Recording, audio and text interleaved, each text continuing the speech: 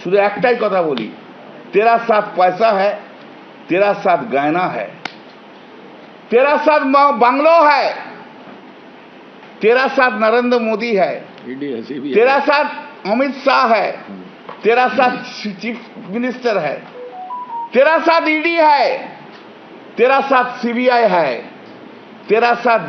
সুকেন্দু শেখর রায় কাল পদত্যাগ করছে রাজ্যসভা। উনি কিছু অভিযোগ করেছেন, সে অভিযোগের সত্যতা কতটা কি আছে সেটা নিয়ে আমাদের প্রশ্ন থাকতে পারে, কিন্তু উনি যে পদত্যাগ করেছেন সেটাকে আমরা মনে করি যে উনি ভালো কাজ করেছেন এবং ওনার এথিক্স এবং পলিটিক্যাল মোরালিটিকে উনি সেট করেছেন। এটাই হওয়া উচিত। দলের সঙ্গে যদি মত ভিন্ন হয়, দলকে যখন মানুষের কাছে এম্বারাসিং পজিশনে ফেলতে হয় কাউকে, দলের বিরুদ্ধে যাদের গ্রিভান্স অনেক কিছু হয়ে যায়, দলে থেকেও যাদের না থাকার মতো থাকে, অন্য কাউকে সাপোর্ট করে, তখন তাদের নৈতিক দায়িত্ব নিয়ে সুকেন্দু শেখর রায় যেমন পদত্যাগ করেছিলেন তেমনি সবাইকে পদত্যাগ করা উচিত। আমি জানি না কজন সই করেছে, কজন সই করেনি, কি করেছে না করেছে আমার জানা নেই, কে কি ক্লেম করছে। কিন্তু 24 ঘন্টা হয়ে যাওয়ার পরও যে চিঠি কাকলি ঘোষ দস্তিদার পাঠিয়েছেন বলেছেন, সেই চিঠি এখনো পর্যন্ত পাবলিক ডোমেনে আসেননি, এখনো কেউ দেখেনি। সততা যদি বড় কথা হয়, মোরালিটি যদি বড় কথা হয়, তাহলে সেই চিঠি ডিসক্লোজ করতে পারলেন না কেন? সেই চিঠি কেন ডিসক্লোজ হলো না? চিঠিতে কারা কারা সই করেছে তাদের নাম কিন্তু এখনো পর্যন্ত বলা হচ্ছে না। এবং অত্যন্ত দায়িত্ব নিয়ে আমি বলছি যে কথা, সেটা হচ্ছে কালকে যতক্ষণ পর্যন্ত স্পিকারের অফিস খোলা ছিল ততক্ষণ পর্যন্ত সেই চিঠি জমা পড়েনি। ওই যে বলছে চিঠি জমা পড়ে গেছে, চিঠি জমা পড়ে গেছে, সেই চিঠি জমা পড়েনি। আজকে ব্যাকডেটে সই করলে অন্য কথা, কিন্তু যদি সততা থাকে তাহলে সেই চিঠি কালকে ডিসক্লোজ করতে পারত। চিঠিতে কি লেখা আছে কেউ জানে না, যে যার মতো প্রেস কনফারেন্সে একরকম কথা বলে দিচ্ছে, চিঠিতে প্রেস কনফারেন্স করে একরকম বলে দিচ্ছে। কিন্তু এটা পরিষ্কার যে এই যারা এমপিরা সই করেছে, যতই সংখ্যায় করে থাকে, তারা ভূপেন যাদবের কাছে, ভূপেন্দ্রনাথ যাদবের বাড়িতে গিয়ে বৈঠক করেছে, তার মানে বিজেপিতে চলে গেছে। সেটা কিভাবে গেছে, কি স্বরূপে গেছে সেটা অন্য কথা। মানুষ কিন্তু বোকা নয়, মানুষ কিন্তু সব দেখতে পেয়েছে। ভূপেন্দ্রনাথ যাদবের কাছ বাড়িতে গেছে, সেখানে শুভেন্দু অধিকারী এসেছে, শুভেন্দু অধিকারী আবার দেবের গালফাল টিপেছে। দেবের তো এই প্রথম বোধহয় কোনো মুখ্যমন্ত্রী গাল টিপলো। যাই হোক, কেউ হলো, তারা গেছে, চলে গেছে। তাহলে আজকে ধরে নিতে হবে নেতা ওদের হচ্ছে নরেন্দ্র মোদী, নেত্রী আর মমতা বন্দ্যোপাধ্যায় নিয়ে। কথার জাগলারই থাকতে পারে, আমি এই করছি, আমি ওই করছি, আমি এই চাইছি, আমি ওই চাইছি, আমি কেন্দ্রীয় সরকারের সাথে চাইছি, আমি কনস্টিটিউয়েন্সিতে কাজ করবো বলে চাইছি। কিন্তু যে মুহূর্তে ভূপেন্দ্রনাথ যাদবের কাছে গেছে, তার বাড়িতে বসে বৈঠক করেছে, সেই মুহূর্তে প্রমাণিত করে দিচ্ছে যে তারা বিজেপি মেনে নিয়েছে। কিন্তু বিজেপি এদের কাউকে নেবে না, বিজেপি এদের কাউকে নেবে না। যদি বলেন যে 20টা হয়েছে বা 19টা হয়েছে বা 21টা হয়েছে বা 22টা হয়েছে বা 23টা হয়েছে, আমি ধরে নিচ্ছি, আমি তাহলে 10th শিডিউল অনুযায়ী মাত্র একটা কাজ করা যায়। 10th শিডিউল অনুযায়ী মার্জ করা যায়, তাহলে ডিফেকশন হয় না। তাহলে ওদের কাছে মার্জ করার সংখ্যা আছে, কিন্তু মার্জ করছে না কেন? That is the biggest question. তাহলে কি বিজেপি নিতে চাইছে না? তাহলে কি ভয় খাচ্ছে? যে নিজের কনস্টিটিউয়েন্সিতে মানুষের কাছে যেতে পারবো না?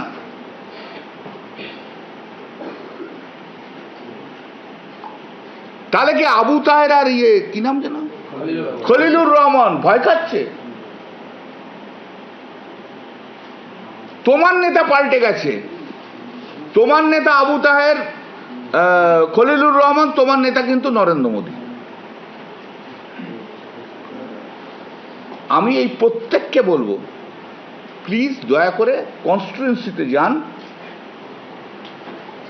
যাদের ভোট নিয়ে এসেছিলেন, যে ওয়ার্কারদের নিয়ে, তাদের সঙ্গে মিটিং করুন, কি যদি হিম্মত থাকে করুন।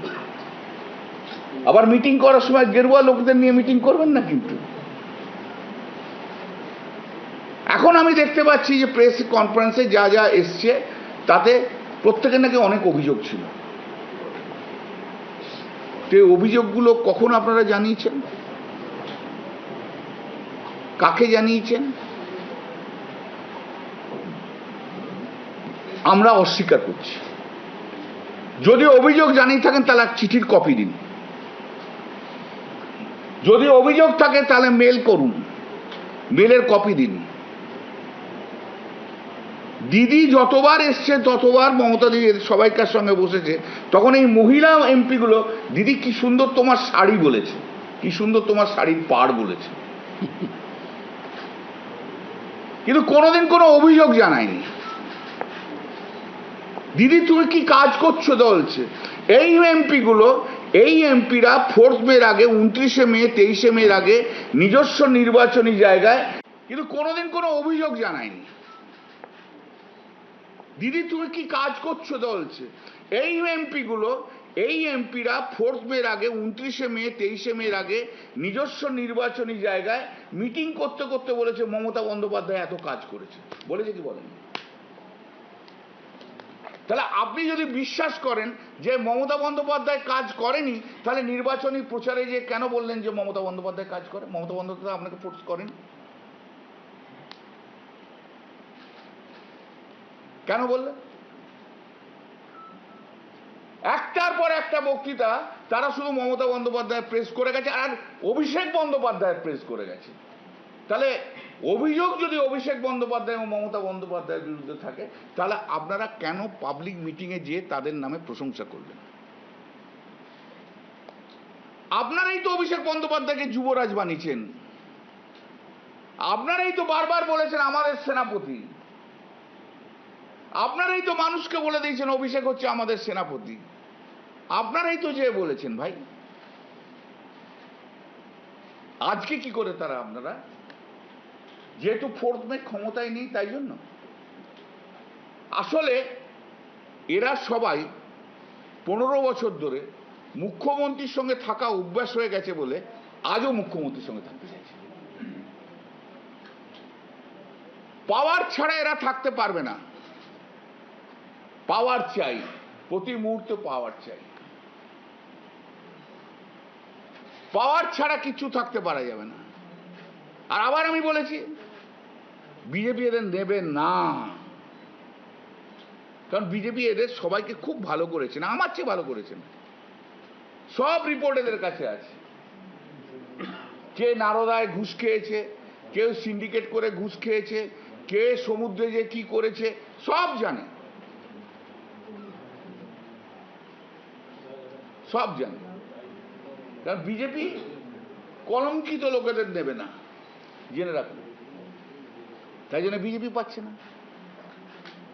এখন যেটা শুনতে পাচ্ছি বলছে যে আমরা উন্নয়নের জন্য, আমরা কেন্দ্রীয় সরকার এবং রাজ্য সরকার উন্নয়নের জন্য আমরা একসঙ্গে কাজ করব। কেন তারা তোমার কে করতে বাধা দিয়েছিল 2024 পর্যন্ত?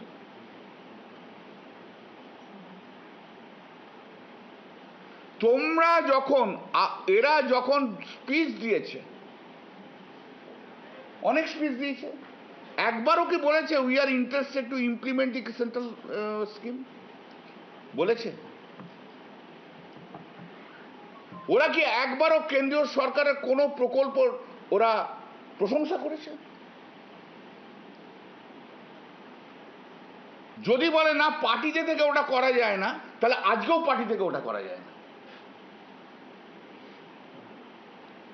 যদি বল পার্টি থেকে এটা করা যায় না, তাহলে আজকেও করা যায় না। পার্টি ছেড়ে দাও, দিয়ে করো, রিজাইন করো, জিতে এসো বিজেপির টিকিটে বা ওর টিকিটে, করো না ভাই, যা ইচ্ছা আমাদের সম্বন্ধে বলো। এসব দোঁয়াশলা, বিশ্বাসঘাতক, গদ্দার। এরা সুখের পায়রা। কাকলি ঘোষ দস্তিদার ছাড়া আর সবাই 2011-র পর দলে এসছে। এরা অন্য কেউ কোনো লড়াই করেনি। আর ফিল্ম স্টাররা হচ্ছে ভিনদেশি সব তারা। এদের ধারণা হচ্ছে যে যেহেতু পাবলিক আমাদের দিকে দৌড়ে দৌড়ে আসে, অর্থাৎ পার্লামেন্টেও সবাই আমাদের পিছনে পিছন থেকে দৌড়ে আসে।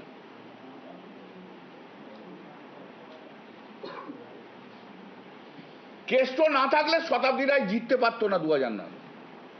লিখে নি,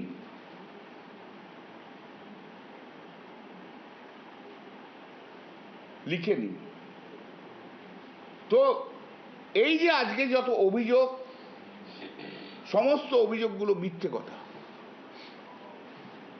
শেল্টার চাই। এই যে যারা গেছে তাদেরকে জিজ্ঞেস করুন তো যে আপনার কনস্টিটিউয়েন্সিতে এত ছেলে অ্যারেস্ট হয়েছে, তাদের পাশে দাঁড়িয়েছেন কিনা?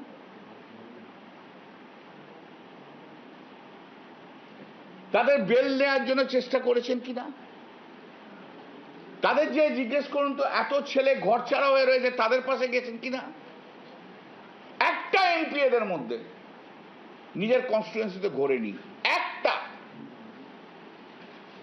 দায়িত্ব কর্মীদের কিচ্ছু নেয়নি এরা শুধু নিজেদের কথা ভেবেছে, আর কিচ্ছু না। আর দিল্লির বড় বড় ফ্ল্যাট আর বড় বড় বাংলোতে বসে রয়েছে, এখান থেকে বড় বড় কথা বলে যাচ্ছে।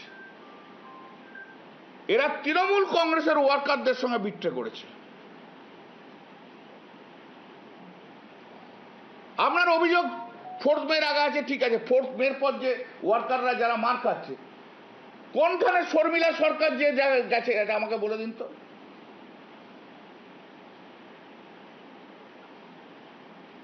আরজি কর ইস্যু নিয়ে বলছেন 2 ডাক্তার, কাকলি ঘোষ আর শর্মিলা সরকার। আপনারা কবে রাস্তায় নেমেছিলেন এই আরজি করের জন্য বলে দিন। আরজি করের জন্য আমি মিছিলে হেঁটেছিলাম।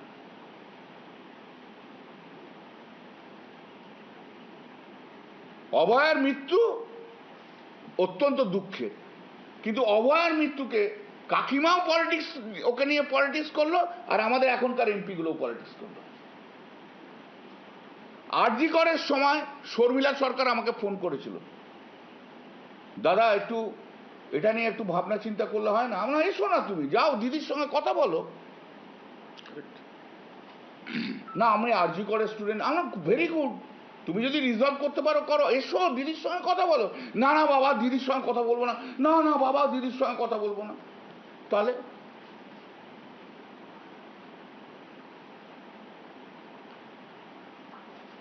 আরজি করে অন্যায় হয়েছে আমরা জানি, আর পশ্চিমবঙ্গ পুলিশ যাকে একজনকে অ্যারেস্ট করেছিল সেই দোষী সাব্যস্ত হয়েছে সিবিআই নেওয়ার পরও। এই যে একটা নতুন মন্ত্রিসভা আসার পর কি একটা সিট ফিট তৈরি করলো, সবাই বললো আরজি করে সব আবার সব বেরোবে। কোর্টে এসে অ্যাপ্লিকেশন করলো ম্যাডাম দেবনাথ, মানে কাকিমা, বিখ্যাত কাকিমা এখন পশ্চিমবাংলায়, দিয়ে বললো এই লোক ইনভলভ রয়েছে কোর্টে। তার হিয়ারিং হলো, সিবিআই এসে কি বললো যে আমাদের কাছে কোনো এভিডেন্স নেই যে এই লোকগুলো ইনভলভ রয়েছে। কে সমালোচনা করছে সিবিআই? সিবিআই সমালোচনা করছে কাকিমা আর কাকু। ভাই যদি কেউ করে থাকে, আপনি যদি জানেন যে এই লোকটা করেছে, নিজের টিআরপি বাড়ানোর জন্য নয়, যান যে প্রমাণ দিন। আমি কাকলি ঘোষ আর শর্মিলা সরকারকে চ্যালেঞ্জ করছি, যদি হিম্মত থাকে যা যা হয়েছে যান সিবিআইয়ের কাছে বলুন, আপনি এভিডেন্স দিন। বক্তৃতাতে হবে না, সেন্টিমেন্ট কুড়োনোর জন্য কথা বলবেন না। You have failed to discharge your duties as a doctor. তুমি রাস্তাতেও আসনি, তাদের পাশে দাঁড়াওনি। তুমি প্রতিবাদ করনি সেই দিন, এটা অন্যায়, প্রতিবাদ করনি। আমি প্রতিবাদ করেছি বলে মিছিলে হেঁটেছি।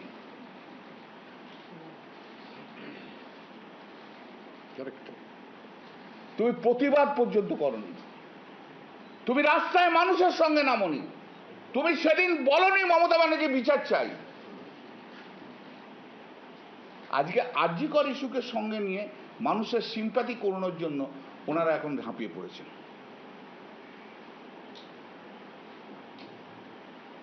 সবই আফটার থট।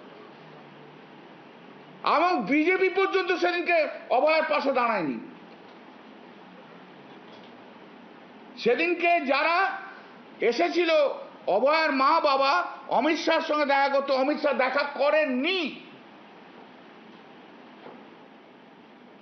নরেন্দ্র মোদী দেখা করেননি। তাদের পাশে দাঁড়ায়নি।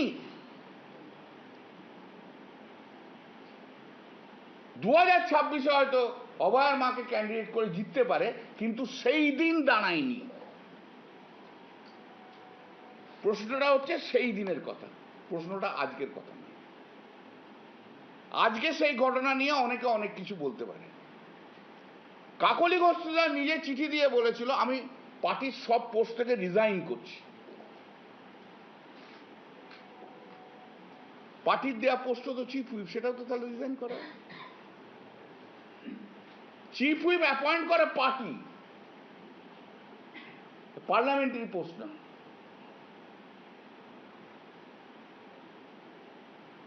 তাহলে উনিই তো বলেছেন সব পোস্ট থেকে করেছি, তাহলে আজকে কি করে বলছেন উনি চিফ হুইপ? আর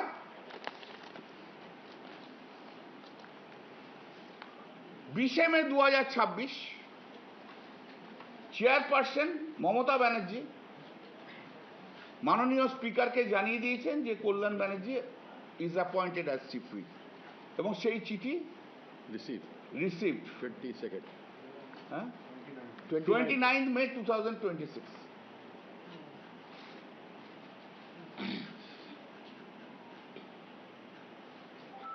চিফ হুইপের কাজ কি? হ্যালো ম্যাডাম প্লিজ, চিফ হুইপের কাজ কি?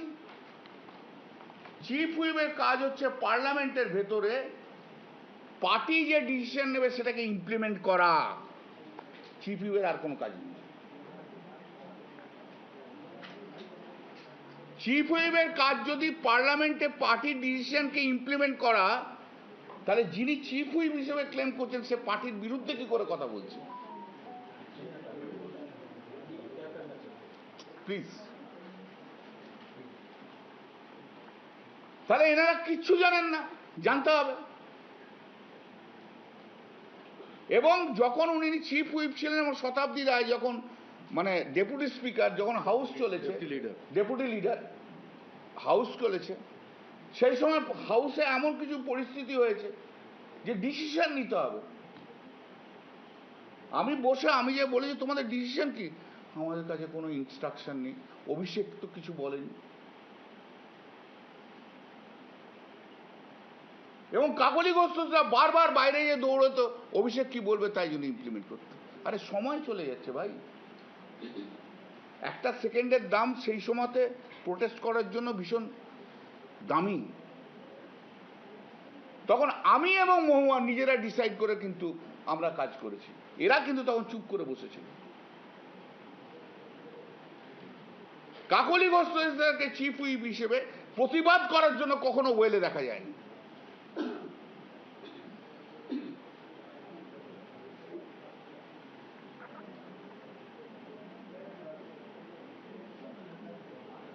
অতএব এনারা যা বলছেন যা করছেন তা পার্টির বিরুদ্ধে, এবং এদের নেতা পাল্টে গেছে। এদের নেতার নাম নরেন্দ্র মোদী। যারা আলাদা করে ব্লক তৈরি করছেন তাদের নেতার নাম নরেন্দ্র মোদী। ভূপেন্দ্র যাদবের বাড়িতে যে শুভেন্দু অধিকারীর সঙ্গে বসে তারা প্রমাণ করে দিয়েছেন তারা হচ্ছেন বিজেপি, নরেন্দ্র মোদী ওদের নেতা হয়ে গেছে, কিন্তু ডাইরেক্টলি এখনো বলতে পারছে না বিজেপি বলে। মানুষ কিন্তু বোকা নয়, মানুষ সব জানে, মানুষ সব বোঝে কে কি করছে। কথা জাগলারি এখানে ওখানে করতে পারে, কিন্তু মানুষ বোঝে কে কি করছে। আমাদের কোনো অসুবিধা নেই, আমাদের কোনো অসুবিধা নেই। 20-21 যা হচ্ছে আছে, যে যাবে সে চলে যাবে। দয়া করে তৃণমূলের নাম রেখো না গায়ে। যারা মমতাদিকে এত ক্রিটিসাইজ করে, যারা অভিষেককে ক্রিটিসাইজ করে, যারা পার্টিকে ক্রিটিসাইজ করে, আপনাদের হাত জোর করে বলছি আপনারা তৃণমূল নামটা লিখবেন না প্লিজ। যাও যাও যাও, প্লিজ। টাটা। যদি পলিটিক্যাল মোরালিটি থাকে, যদি সত্যি সত্যি সৎ হন, যদি আপনাদের এতল বিবেক থাকে, বলবেন না তৃণমূলের এমপি, বলবেন না। তারপর পাবলিক বুঝে নেবে। 2024-এ নির্বাচন হয়েছে, ম্যান্ডেট কত বছরের জন্য? 5 বছরের জন্য। বলে 26-এ বিধানসভা নির্বাচন হয়ে গেছে, ম্যান্ডেট অন্যরকম। তাহলে তুমি তখন 5 বছরের জন্য ম্যান্ডেট নিয়ে এসছো কেন? 2024-এ তো আমরা 29টা সিট পেয়েছি, ম্যান্ডেট তো 5 বছরের। এ কি ইন্টারপ্রিটেশন ভাই, আমি তো জানি না, ভারতবর্ষে কেউ কখনো করেনি। আমাদের পণ্ডিত সাংসদরা কিন্তু এই ইন্টারপ্রিটেশন করছেন, ভীষণ পণ্ডিতেরা। কারণ ক্ষমতা ছাড়া থাকতে পারবো না, ঘাম ঝরাতে আমি পারবো না। ওয়ার্কারদের সঙ্গে মাঠে ময়দানে আমাকে এখন এই বিরোধী দল হিসেবে লড়তে পারবো না। আমাকে ক্ষমতার পাশে থাকতে হবে। আমার পুলিশ সিকিউরিটি চাই, সেন্ট্রাল ফোর্স চাই, বাড়ির সামনে হাউস গার্ড চাই। আমার যত এনিমি আছে তাদেরকে হ্যারাস করা চাই। এবং কাকলি ঘোষ কালকে জয়েন করেছে, চিঠি দিয়েছে। ওর যে পার্টির মধ্যে পলিটিক্যাল রাইভেল, যার বিরুদ্ধে ওর সবচেয়ে বড় অভিযোগ সব্যসাচী দত্ত, তাকে রাত্রি 1টার সময় পুলিশ অ্যারেস্ট করেছে মিথ্যে অভিযোগে। ওদের কাজ হচ্ছে এখন আমাদেরকে অ্যারেস্ট করানো। সে আইন যা আছে বলবে, ভবিষ্যৎ দেখা হবে। রাস্তায় রাস্তায় পথ দেখায়, মানুষ জানে কে কোন চরিত্রের, মানুষ জানে কোন চরিত্রের। সাময়িক রাজা হয়ে কোনো লাভ নেই। শুধু একটাই কথা বলি, तेरा साथ पैसा है, तेरा साथ गहना है, तेरा साथ बांग्लो है, तेरा साथ नरेंद्र मोदी है, तेरा साथ अमित शाह है, तेरा साथ चीफ मिनिस्टर है, तेरा साथ ईडी है, तेरा साथ सीबीआई है, तेरा साथ पूरा भारतवर्ष का पावर है, और मेरा साथ माँ माटी मानुष है। माँ मेरा पार्टी है, मेरा साथ पार्टी है, मेरा साथ वर्कर है, मेरा साथ पश्चिम बांग्ला का पब्लिक है। आप গাইয়ে আছে। আমাদের ভিডিও ভালো লাগলে লাইক এবং শেয়ার করুন, কমেন্ট সেকশনে গিয়ে জানান আপনাদের মতামত। আরও ভিডিও পেতে আমাদের চ্যানেল সাবস্ক্রাইব করুন এবং প্রতি মুহূর্তে খবরের আপডেট পেতে প্রেস করুন বেল আইকন।